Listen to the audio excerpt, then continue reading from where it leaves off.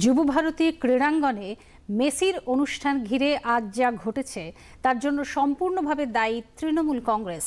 মেসিকে কেন্দ্র করে অনুষ্ঠানের উদ্যোক্তা ও তৃণমূল কংগ্রেস নেতারা লুটের রাজনীতি করেছে বলে অভিযোগ করলেন বিজেপি রাজ্য সভাপতি শ্রমিক ভট্টাচার্য। তৃণমূল কংগ্রেসের কয়েকজন পরিকল্পিতভাবে টাকা তোলার জন্য এই প্রোগ্রাম আয়োজন করা হয়েছে। শুনছি আয়োজককে গ্রেপ্তার করা হয়েছে। কে সে, তার পরিচয় কি? টাকা তুলতে গেছে আর মেসিকে যারা গেছেন তারা তো টিকিট বাজারে ব্ল্যাকে কিনেছে। 11,400 টাকা টিকিটের দাম, 3,000 টাকা থেকে টিকিট, 300 টাকা জলের বোতল, 100 টাকা চিপস। শতাধিক মানুষ আজকে স্ট্যাম্পেড হয়ে হসপিটালে ভর্তি, আর আনপ্রভোক পুলিশের লাঠিচার্জ।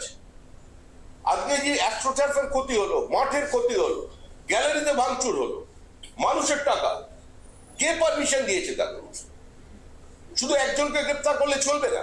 তৃণমূলের প্রোগ্রাম, এর সঙ্গে কোন জায়গায় দূর দূর পর্যন্ত এআইএফএফ এর কোনো যোগাযোগ নেই। এআইএফএফ এর কেউ আমন্ত্রিত ছিলেন না, এআইএফএফ এর কোনো প্রতিনিধি ছিল না।